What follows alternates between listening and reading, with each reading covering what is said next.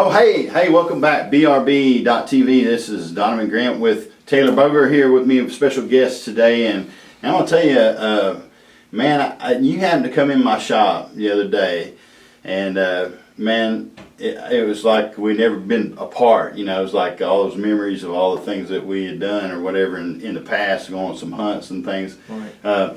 But, you know, you've been in the industry of hunting for quite some time, ever since you was young.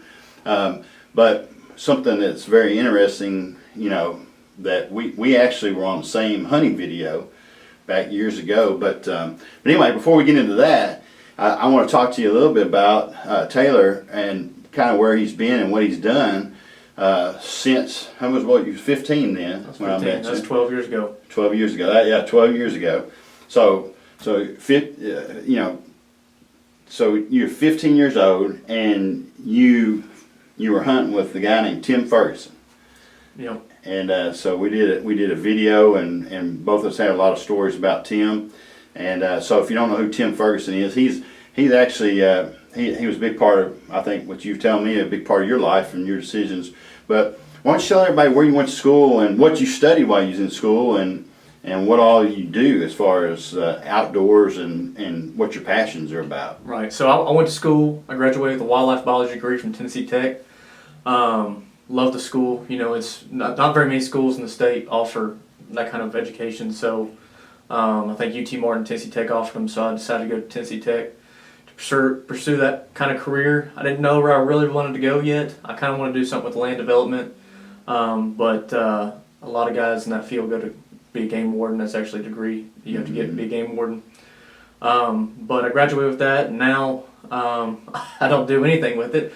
Actually, we're construction, but I still love to hunt and fish more than ever. I get ready to say now when I met you when you're 15, right?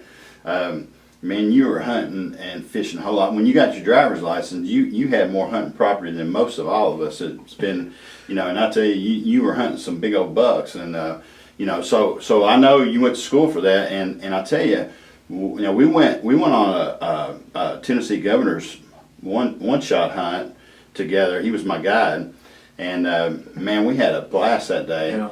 And you know, we're walking through the woods, and now I know. Hey, look, I'm gonna tell you, I know a lot about woods and about, you know, what's out there, but you blew my mind because I'm sitting there. You're like, hey man, I don't even know what they were called then, you know, but you're pointing out different mosses and grasses, and I was like.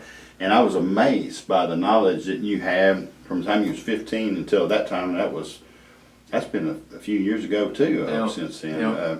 But anyway, so you went to school for something you had a passion in, and now fast forward now, what are you doing now? I do construction, and you know, I go out. I still do the same thing. I still go out to all these properties, and I get permission to hunt these properties, and you know, I do a lot of residential bow hunting on in city limits and stuff like that. And, you know, that's here in Middle Tennessee. There's some really big deer. Yeah, some urban hunting. I tell you, really big deer. That 12-pointer right there, I shot. You know, I tell you, I understand that.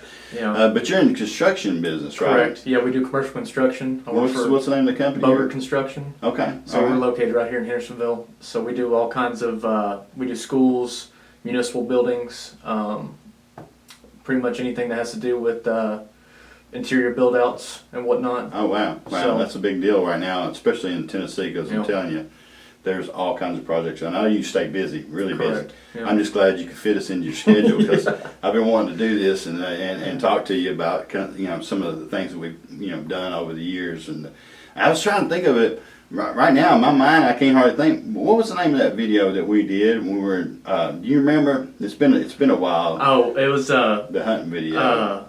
Turkey Crazy. Turkey Crazy, yeah, that's right, that's right. Now, I don't know how I can forget that. So Tim Ferguson was Turkey Crazy, right? He was a nut. He was a nut for it. Now, I've hunted with some guys that, hey, I'm telling you, that know how to hunt turkeys. And, but man, I'm telling you, he had this. Something else. Yeah, he was different like breed. He was, wasn't he? He's like the, what would you call him, like the turkey whisperer or something? Oh, he's like the Ted Nugent of turkey hunting. Yeah, that's right.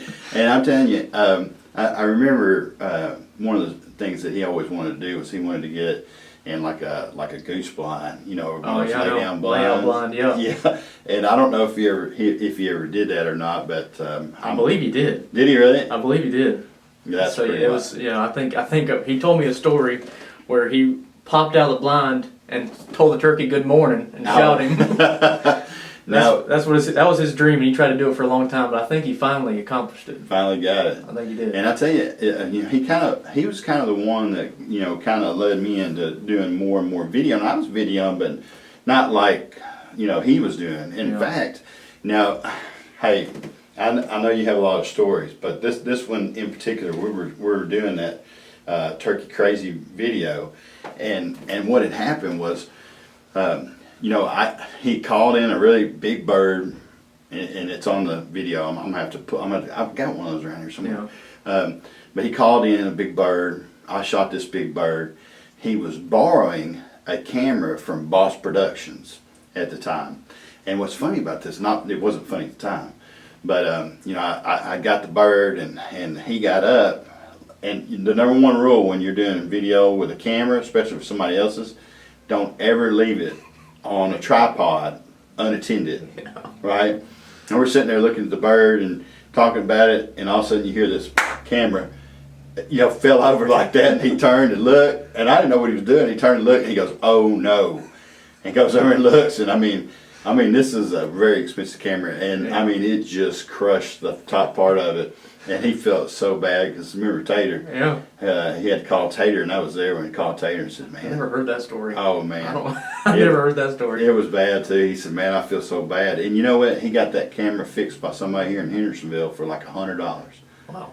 Fix that camera, but anyway, so why don't you tell us a little bit about your experience with Tim? Because I know, like I said, you were on that video too. What now? Which hunt was yours? Now I'm trying to remember. It was the one where I killed the turkey with a bow.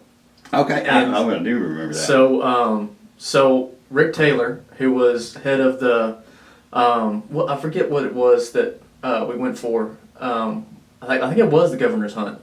Oh yeah. But it was some kind of juvenile thing that we did with Rick Taylor. Rick Taylor was head of it, and I called Rick, reached out to him, and I told him that I was really wanting to kill a turkey with a bow because nobody in my family hunts, so I had to have somebody to go with. Mm-hmm.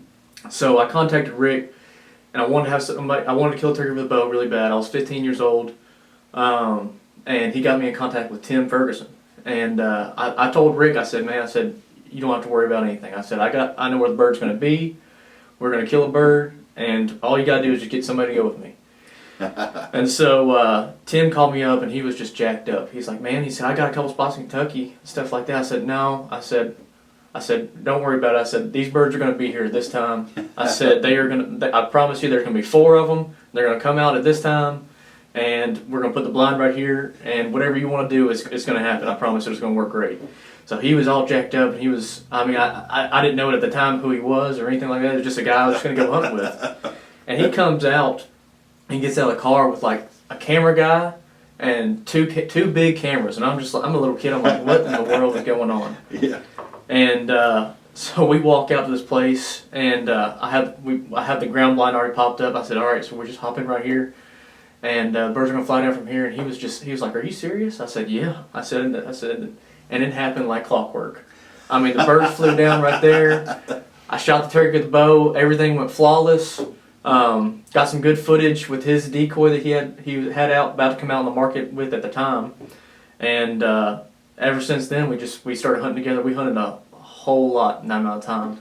Now was that the white-headed turkey that decoy, or was that the Fergie boy decoy? The Fergie boy. Oh, okay, yeah. Okay, that's so cool. I've never seen a decoy like it. It was like literally a cardboard box that had a cardboard box right here and another flat cardboard box right here with a fan on it. I remember that. That was his prototype. Yeah, it was his prototype, and I was just sitting there thinking, I was like, this is gonna work. These birds are gonna come here anyway. But I really had no idea like what turkey hunting was at that time. Mm-hmm. I just knew where the birds were gonna be, and that's how I did it. I knew how to call, but I didn't know anything. Half of what Tim knew. Well, I'm going to tell you, because you just reminded me too when you're talking about, when me and you were getting ready to go on the governor's one shot, I called you up, and I came. I think I was telling you about the guide, or I can't remember exactly how it went down. But you were like, "Hey man, I got the perfect place. I know right where we're gonna go. I know right where them turkeys gonna be." And when you were sitting there talking about it, I was thinking, you took me back a few years because I was thinking, yeah, I remember that because you said the same thing. It's like, yeah, I got the perfect place. I got the perfect place. Yeah. And it was too, man. I mean, I tell you, those birds came in and did great, and it was a great hunt too. Turkeys are a little bit easier to pattern than most other animals. Yeah. I mean, I got really good at it from a young age, just because that was the only way I could kill birds at the time, and I just had a lot of success doing it that way. Well, and two, I think one of the things I think that is big, to where you were at, because when we did that video, when we did Turkey Crazy, the DVD, and back then we were running a lot of shows, and I think me and Tim, we went out and done a bunch of shows together too. But what was interesting though is that I learned a bunch about filming. I know you did at that time. Oh yeah. And then I think you ran with it, for a while too, making lots of videos of deer hunts and turkey hunts and to me now, I get people asking me, "Man, why you carry a camera all the time?" I'm like, well, because I'm always doing something, and I want to capture that. Right, you capture the moment. Yeah. And people don't understand. Filming is just another step, another element to the hunt. Exactly. Now, like if I don't get the kill on camera, it's so much more rewarding. Right. When you get everything lines up like that. Mm-hmm. And that's what Tim also taught me that from the very beginning, because I filmed with him for a long time, and would run the he finally started letting me run the camera. And I remember one time he asked me if I had the bird in frame, and I was like, yeah. I said, yeah, I can see him in the camera. And he shoots him, and we go back and look at the footage, and there's a little itty bitty stick right in front of the bird where you can't see the bird just perfect. And he was like, I could just see the disappointment on his face. I was like, man, I said he's on camera, but I mean, it's got to be perfect to be able to get it just right for like what they do what you see on TV nowadays. Yeah, and I remember too hunting with Tim, and I was the same way too, because I was filming. I've been filming for years, but not quite to the extent of what his quality would be. And I'll never forget, he was always first to critique me on my on my abilities when I'm buying a camera, and I was like, and even in my Nebraska hunt, my Nebraska hunt. It's funny because I'm sitting there watching, and you don't think about it when you're watching deer for 2 hours, and trying to hold that camera steady, but your hand. Especially when you're going back and forth at long ranges, and you're sitting there trying to hold the camera, hold the binoculars, and then even trying to hunt as well. Carrying a gun makes it even more. Yeah, stay still. Just stay aware of what all's going on. It's not. You just got to stay aware of everything. Everything's got to be perfect when you're doing that kind of stuff. That's right. Yeah. And preparation goes a lot into that too. I mean, and having good equipment as well. Yeah. But yeah, it's a whole nother ball game, and it's another step to up the stakes in your hunting career for sure. Well, and another thing too. So back to a little bit back to where you talking about where you met Tim, and then y'all went on your hunt, and of course I went out on my hunt with him, and then we did. I think there was like 6 or 8 hunts on there. There was quite a few really. Yeah, and it's a great DVD. In fact, I need to pull that back out and watch it again. I think I still got it at my house. Yeah, I mean, I remember I had a box of them at one time, and I sold quite a few of them, but I know I've got them sitting around here somewhere. But one of the things we did was we had Taylor Havlin come in to my house, and this is where I met you. Correct. I didn't know you yet, but you were 15 years old, right? Mm-hmm. And so y'all came to my house. I had a big projector on the wall, and we did a video, running video of each hunt behind us as we were being interviewed. And so what was interesting about that is we were nervous, right? And I guess I'm gonna go ahead and tell the story because I can't hardly help it. But now remember, he's young, all right? And so we're sitting there in my kitchen as Tim and Taylor are doing their interview and talking about the hunts and talking about you know, what happened, days, conditions, whatever. And so I look over at Taylor here, and I said, Taylor, I said, did you get your script memorized? And he goes, my script memorized? What are you talking about, my script memorized? He said, Yeah. we had a script? And I said, freaking out. I mean, I was freaking out. I mean, this the quality of cameras that were there and stuff like that. I mean, this was like, I thought I was in like a motion picture. I mean, it was very intimidating, you know. And then the lights, we had the lights and the lights off, and that camera was about an $80,000 camera that was big as. I mean, this guy filmed for Bass Pro and Cabela's. I mean, this guy was a serious videographer in the hunting industry. Big time, and worked for Boss Productions and many other ones. I hadn't talked to him for years. I don't even know where he's at now. No. But so he says, so we had a script. I'm like, yeah, you're supposed to have it memorized, so like that. And I just walked away, and I could see him out the corner of my eye over here. I knew he was melting down pretty bad because he's getting really nervous. He's already nervous. His face turns beet red, right? And so eventually, I don't even know if I told you anything at all. Did I tell you anything any different? Because then you had to go out there. No, I asked him about it. He's like, yeah, script. He went along with it, like didn't miss a beat. He's like, yeah. He said, I gave you a script, and I said, you never gave me a script. And he was like, no. And then that's what he said. He said, no. He said, I'm just messing with you. He said, Dom is just messing. He was over there laughing and stuff. Oh like, man, it was so funny. I was freaking out. Yeah. I mean, I had just started getting into the industry and trying to, you know, trying to make people happy and make good video quality and stuff like that, and do the right things, impress y'all. Yeah. And I'm sitting there just freaking out, and it was fun. That was a good time. It was fun. I'll tell you, we had so much fun. We laughed a bunch, didn't we?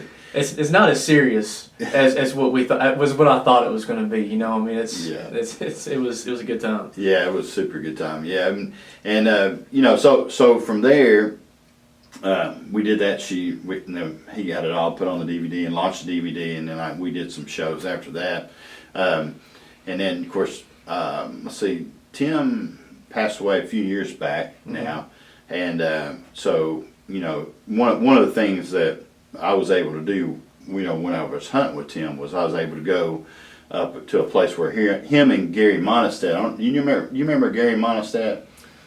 Called him the deer chef. Okay, yeah. So I think he introduced me to him one time at the NWT. Oh no, show. it was Deer Cook. My bad, Deer Cook. Yeah, Deer Cook. Right. Yeah, so it was Deer Cook.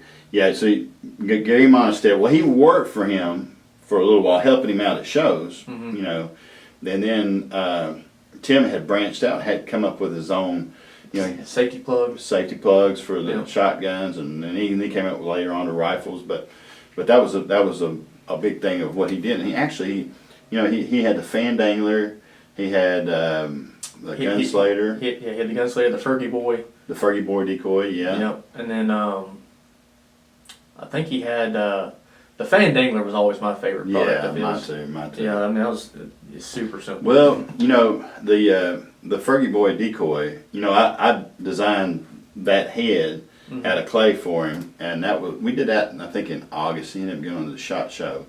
That was you know later, a little bit later, but yeah, so we done that. I think it was in August, and then he shipped it over and had them mass produced or whatever. And then, in fact, you know, I probably got about 40 of those decoys that I have. I still got one of the original demo versions of it. Oh, do you really? Oh yeah. It's got a real turkey beard on it.